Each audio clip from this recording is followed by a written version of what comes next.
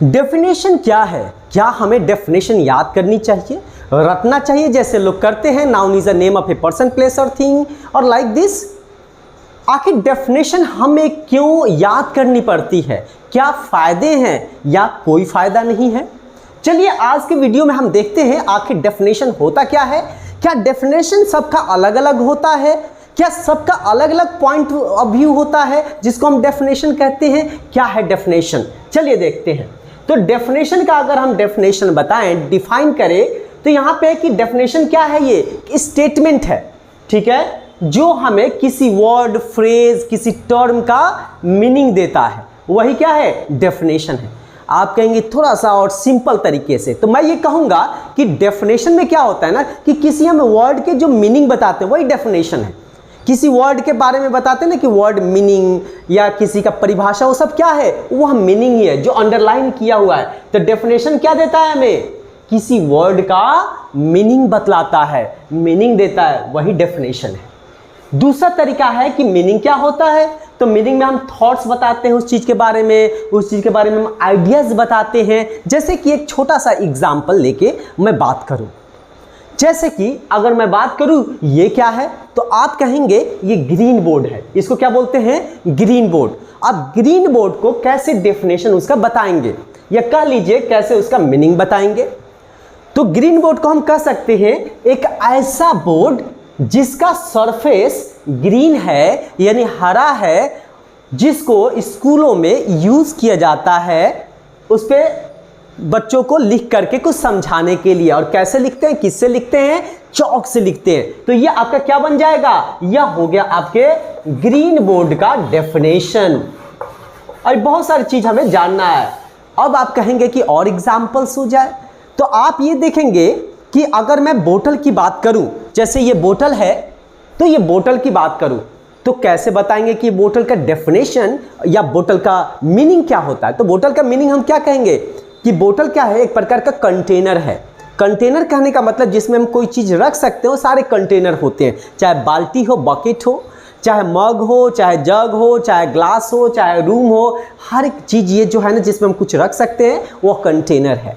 तो ये एक प्रकार का कंटेनर है जिसको हम कैरी करते हैं, इसमें पानी रख करके इसको हम कैरी करते हैं। तो ये कंटेनर कैसा है? ये कंटेनर है छोटा सा, ये बंद कंटेनर है, ठीक है, जिसमें हम पानी रखते हैं और इसको हम कैरी करते हैं, ठीक है, अपने साथ में। तो ये क्या हो गया? ये बोतल का हो गया। और हम आगे देखते हैं कि यहाँ पे क्या डेफिनेशन का उद्देश्य क्या है, पहले ये जान ले, सबसे इंपॉर्टेंट बात है। तो डेफिनेशन का जो उद्देश्य होता है कि किसी वर्ड के बारे में सामने वाले को पता चल जाए।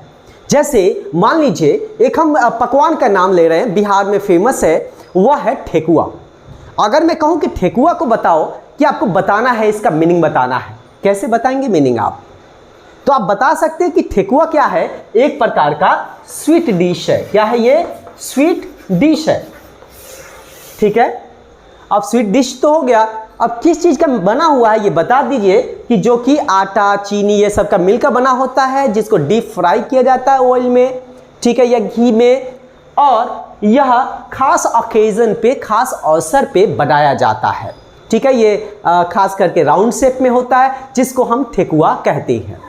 तो ये क्या हो गया? इसका मीनिंग हो गया, मतलब उद्देश्य क्या हो गया कि सामने वाले को जो हम बात कहें शॉर्ट में समझ में आ जाए, वही डेफिनेशन है, वही उसका मीनिंग है। क्योंकि आपने देखा डेफिनेशन क्या होता है? डेफिनेशन में ही हम किसी वर्ड या फ्रेज या किसी टर्म का हम मीनिंग बताते हैं, ठीक है। तो ये आपको समझ में आ जाना चाहिए। एक दो और लेते हैं। बाइसिकल, बाइसिकल उदाहरण में लेते हैं। बाइसिकल में क्या होता है कि बाइसिकल एक प्रकार के क्या है? व्हीकल है। क्या है? व्हीकल है। व्हीकल किसको कहते हैं? जो भी आप देखते होंगे कि रोड पे चलता है, जो कि किसी सामान को या किसी व्यक्ति को कैरी करने के लिए यूज किया जाता है। जैसे ठेला हो गया, ठीक है, चाहे वो घोड़ा गाड़ी हो गया, चाहे वो बैलगाड़ी हो गया, चाहे वो रिक्शा हो गया, चाहे वो साइकिल हो गया, चाहे वो कार हो गया, चाहे बस, ये क्या है? आपका व्हीकल में आता है। तो आप कह सकते हैं कि भाई बाइसिकल क्या है ना, एक प्रकार का व्हीकल है जिसके दो पहिए होते हैं, जिसको पेडल मारा जाता है राइड करने के लिए, उस पर चलाने के लिए पेडल मार के उसको चलाया जाता है, ठीक है। ये बिना मोटर का होता है। तो ये क्या हो जाएगा, बाइसिकल का परिभाषा हो जाएगा। या सिंपल तरीके से आप किसी को बता सकते हैं कि ये 2 पहिए वाला क्या है, व्हीकल है, ठीक है, जिसको हम पेडल मार करके हम इसको चलाते हैं। और भी आप अपने तरीके से इसको बता सकते हैं शॉर्ट में। जब शॉर्ट में बताते हैं ऑलरेडी बाइसिकल का वो डेफिनेशन हो जाता है या मीनिंग हो जाता है। आप कहेंगे कि क्या मीनिंग एक ही तरीके से होता है, ऐसा हो ही नहीं सकता। हमें केवल अपना बता देना है कि बाइसिकल होता कैसे है, किसी भी तरीके से हम बताएं। आप जब डिक्शनरी पलटेंगे, चाहे वो कोलिंस का हो, लॉन्गमैन का, कोई भी हो, तो आप देखेंगे कि सब में एक प्रकार का छपा हुआ नहीं होता है, अलग अलग तरीके से उसको लिखते हैं, ठीक है, ताकि वो सब कुछ मेन नहीं होता है, आपको समझना होता है, वो केवल हिंट होता है, हमें समझना होता है, हमारे दिमाग में आ जाना चाहिए कि ये चीज़ ऐसा होता है, वो कंप्लीट डेफिनेशन नहीं होता है, ये ध्यान रखिएगा, ठीक है। तो बाइसिकल को भी आप अपने तरीके से उसको बता सकते हैं शॉर्ट में।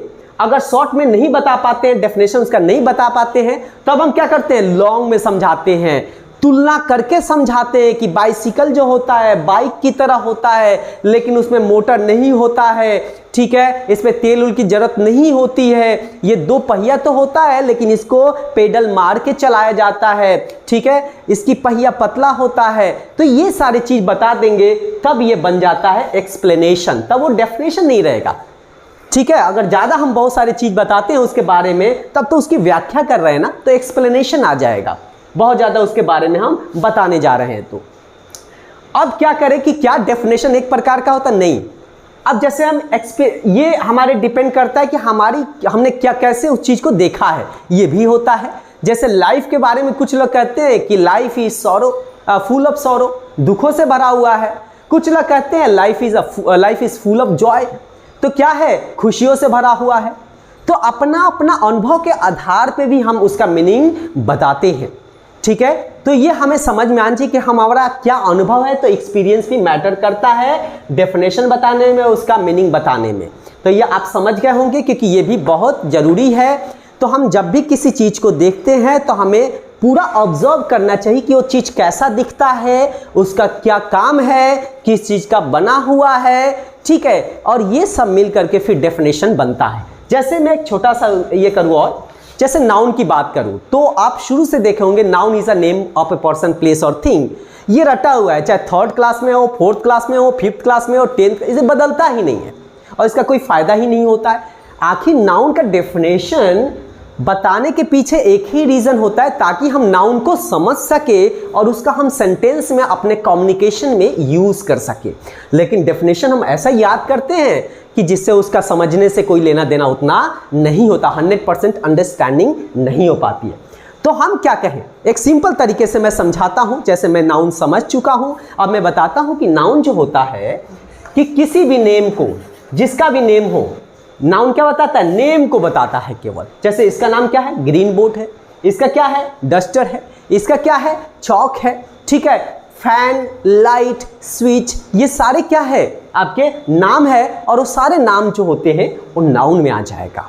तो इस प्रकार से हम बता सकते हैं। तो जो हम बताते हैं शॉर्ट में, वह क्या हो जाएगा, आपका डेफिनेशन हो जाएगा। तो डेफिनेशन रटने की चीज नहीं होती है, डेफिनेशन समझने की चीज होती है। अगर आप एक बार समझ गए, एक बार उसको देख लिया, एक बार ऑब्जर्व कर लिया, आपको रटने की जरूरत नहीं है। सबसे गलत प्रैक्टिस क्या होता है, वो गलत प्रैक्टिस होता है रटो रटो रटो, रटने की जरूरत क्या है भाई, राइट। तो अब हम आगे देखते हैं। जैसे हम पेन की बात करें, तो पेन क्या होता है, कह सकते हैं भाई कलम क्या है, ये लिखने के काम में आता है, इसमें इंक होता है, रिफिल होता है, ठीक है, इसमें लिखने के काम में आता है। हो गया इसके बारे में। तो ये बहुत इंपॉर्टेंट है कि हम अपने तरीके से बताएं, अपने तरीके से किसी चीज को डिफाइन करें, अपनी तरफ से किसी चीज को परिभाषित करें, तब तो हमारे अंदर क्रिएटिविटी आएगी, नहीं तो तोता बन के रह जाएंगे, राइट। तो हमें क्या करना है, डेफिनेशन को हमें रटना नहीं है, हमें अपने तरीके से उसको परिभाषित करना आना चाहिए, हमें अपने तरीके से उसको डिफाइन करना आना चाहिए।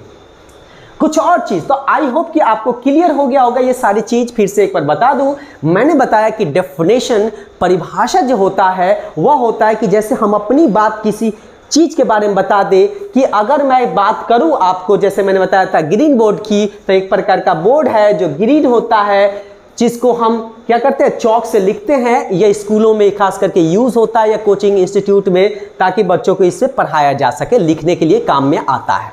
तो ये क्या हो गया, डेफिनेशन हो जाएगा। डेफिनेशन हमेशा शॉर्ट में होता है, ज्यादा लंबा नहीं होता है, ये ध्यान रखिएगा।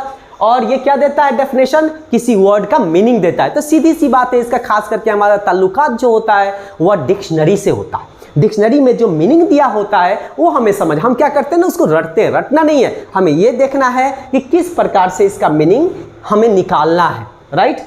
और डेफिनेशन हमारे अनुभव के आधार पर भी चेंज होता है, ठीक है। जैसे हम कहें सत्य क्या है, तो ट्रूथ का मीनिंग हमेशा चेंज होता है। यही कारण है जो पाखंडी होते हैं लोग, ठीक है, तो क्या करते हैं ना कि किसी वेद पुराण या किसी चीज का वो गलत तरीके से व्याख्या कर देते हैं, अलग मीनिंग निकाल के व्याख्या कर देते हैं ताकि लोगों को भ्रमित कर सके। क्योंकि ये या तो हो सकता है ये उनका अनुभव हो, तो किसी चीज को आप अनुभव से भी जोड़ सकते हैं। उद्देश्य क्या है डेफिनेशन का या मीनिंग का, उसका उद्देश्य है किसी व्यक्ति को उसके बारे में समझा देना, वही उसका उद्देश्य होता है। जैसे कि टूथब्रश क्या है, तो टूथब्रश क्या होता है, आप बता सकते हैं कि ये दांत साफ करने के, वह ब्रश जो होता है जो दांत साफ करने के लिए यूज किया जाता है, ठीक है। तो वो क्या है, ऑब्जेक्टिव क्या हुआ कि उसके बारे में दूसरों को बता देना, ये कैसा होता है, उसका काम क्या है, ये सारी चीजें है आपको। और इसके लिए सबसे अच्छा प्रैक्टिस होगा कि आप एक डिक्शनरी ले जिसमें आप इंग्लिश में ही खास करके मीनिंग दिया होगा, तो और अच्छा होगा। क्योंकि इंग्लिश में मीनिंग दिया होगा तो आप सचमुच मीनिंग कैसे दिया होता है, जैसे मैं बता रहा हूं उसके बारे में समझाया होगा। उदाहरण बहुत सारे आपको दे चुका हूं और नाउन का आपको बता ही चुका हूं। जैसे ठेकुआ का बता दिया कि आपको स्वीट डिश। एक और देख लीजिए, जैसे पूरी होता है, इंग्लिश में हम उसको PURI भी कह सकते हैं और POORI भी कह सकते हैं। और पूरी होता कैसा है, रोटी की तरह होता है, राइट। और रोटी को ही, रोटी की तरह थोड़ा सा छोटा होता है और उसको हम तेल में, ऑयल में या घी में, जिसमें हो उसमें हम क्या करते हैं, उसको डीप फ्राई करते हैं, राइट, तब बन जाता है पूरी। तो हमने तो देखा हुआ है। अब मुझसे पूछे कोई, अच्छा ये बताओ पूरी का मीनिंग बताओ आप, या पूरी का डेफिनेशन बताओ आप, तो आप बता सकते हो कि पूरी क्या है, it looks like roti, but क्या होता है ये, it is smaller than roti, right. तो ये रोटी से क्या होता है, छोटा होता है और इसको क्या किया जाता है, तेल में फ्राई किया जाता है, डीप फ्राई किया जाता है, ठीक है, ताकि पफ अप हो सके, फूल सके। तो ये क्या हो गया, वो पूरी हो गया। या जैसे मैंने परिभाषा बताया है कि शॉर्ट में आप कह सकते हैं कि फ्राइड, डीप फ्राइड रोटी, क्योंकि रोटी को ही अगर आप तेल में छान दे तो क्या हो जाएगा, वो पूरी हो जाएगा। तो इस प्रकार से अगर आपको पता है तो आप आसानी से किसी भी वर्ड को अपने तरीके से डिफाइन कर सकते हैं, ठीक है। तो आई होप कि आपको ये समझ में आ गया होगा। Thank you so much. अगर आपको लगता है कि हाँ कुछ और जरूरत है आपको समझने की, तो आप कमेंट करके बता सकते हैं। Thank you.